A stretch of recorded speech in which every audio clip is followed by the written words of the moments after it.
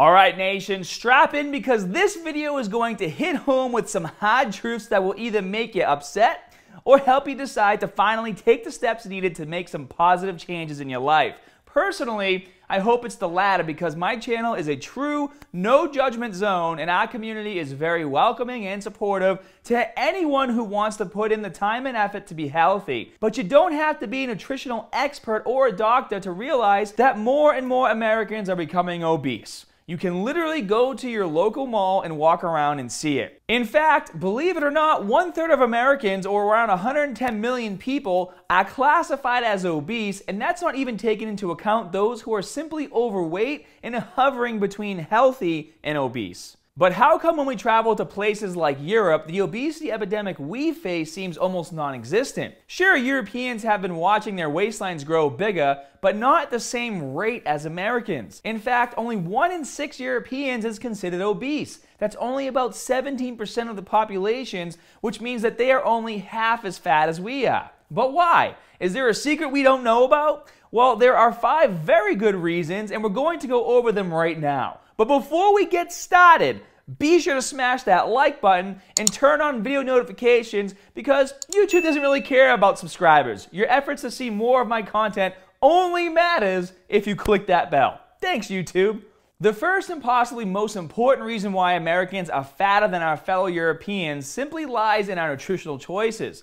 Most of our meals contain little to no vegetables and fruits, and those that do usually include some kind of potatoes or tomatoes.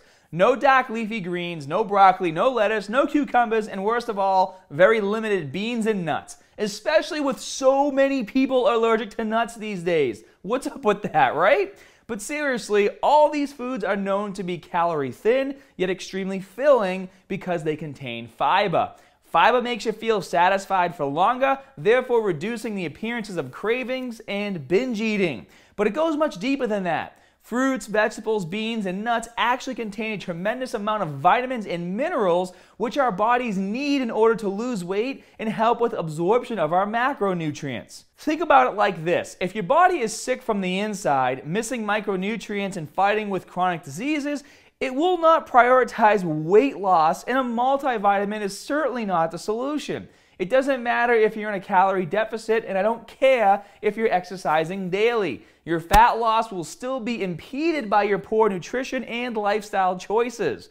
But the worst news here, guys, is that all this only accounts to our home meals, which brings me to my second reason. So reason number 2, we eat out a lot. Guys, over the last couple of years, I visited both the United Kingdom, France, and Greece, and while I definitely noticed a few fast food joints and restaurants, it was nothing like what's happening here in the States, and the fast food shops there are still, in my opinion, much healthier. I mean, if you see the golden arches in America, you know quite well that Wendy's, Burger King, Arby's, and Panda Express are lurking somewhere close by. The fact is that we are cooking less and less and eating away from home more and more. But why? Maybe it's more convenient, maybe it's less time consuming, or maybe because we just don't know any better.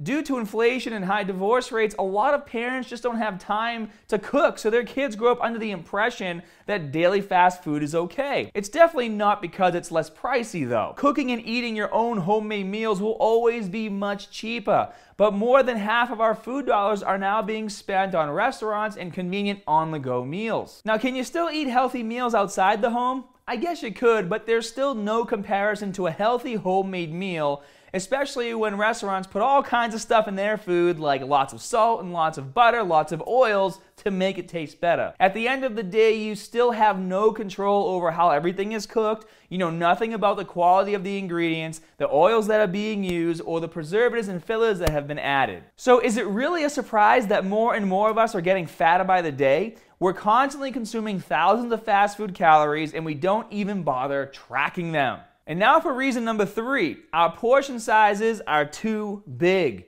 In Europe, guys, the serving sizes are much, much smaller. And when I first started traveling, I absolutely hated it. But the actual problem lies right here.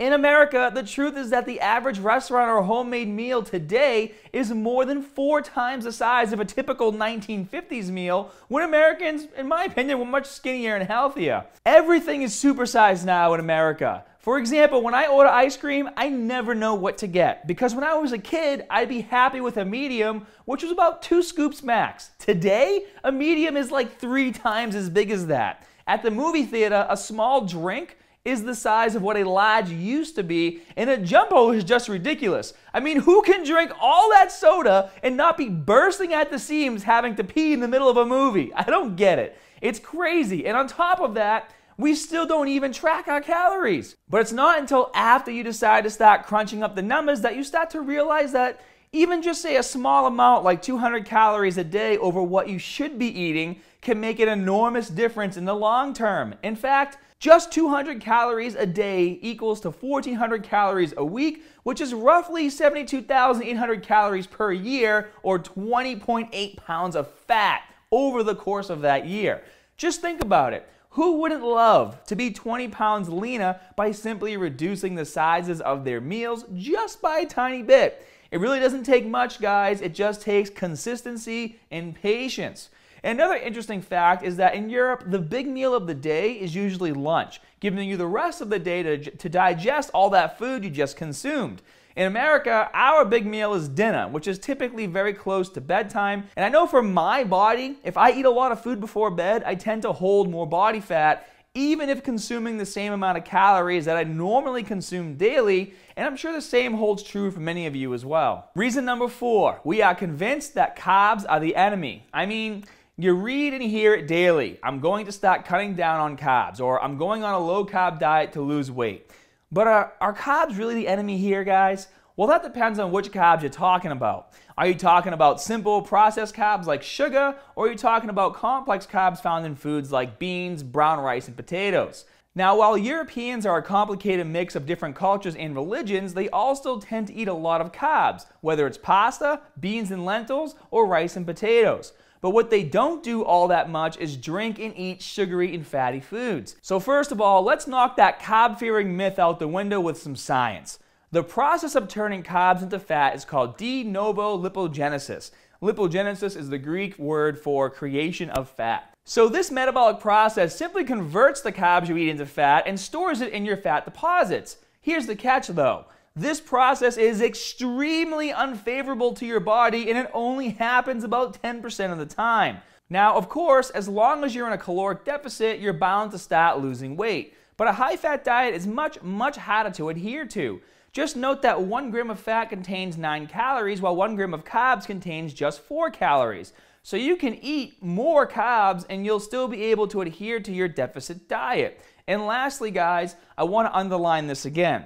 I'm only talking about whole food complex carbohydrates here and not pure sugar or processed food. So no Pop-Tarts. And man, the Pop-Tart thing was an annoying fad. I mean, is it really surprising to you that people who drink soda and eat only processed foods are more likely to be obese?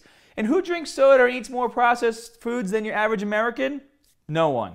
And reason number 5 is that Europeans are more active. And so the one thing I noticed the most whenever I would travel to Europe is that you can pretty much walk any way you need to go. It actually reminded me of when I used to live in New York City. People in general just tend to be outside more, walking or riding a bike to get around. And guys, those additional calories you're burning really add up over time. Even I noticed that when I used to work as a personal trainer in a gym versus working from home like I do now, sitting all day in front of the computer, I really didn't have to try to keep my body fat percentage down. My old gym was 2 floors and I was going up and down the steps 30 times a day. It wasn't intense cardio, but the additional calories I was burning was enough to keep me super lean. So that's it, guys. There's really no big secret to staying lean as an American. We just choose to pretend like we don't know what's going on, and this, along with the information that's at our fingertips, we really have no excuses other than that we're being lazy. And guys, not for nothing, but if you plan on traveling to Europe, there are some things that you might not enjoy if you're a little bit more on the obese side. It's not like in America where restaurants have 4 feet of space between the tables and chairs to have enough room for our big bellies. Things may feel a bit more cramped, and if you like to find those fun, out-of-the-way places to eat at or sit at when you travel, I swear to God, guys, the bathrooms are barely just big enough for me to sit down and poop in. Like, not even trying to be funny here. When my wife and I went to Paris, that's one of the things I noticed the most, besides the Eiffel Tower. But if you made it this far in the video, I'm certain you're the kind of person who takes their health seriously and wants to take their gains to the next level. So if that's you, check out my fat loss and muscle gain programs on my website, muscularstrength.com. They are proven to drive results, and you'll have the support of me and the entire community to help you on your journey. I'll put the link below, and as always, more good stuff coming soon. See you guys.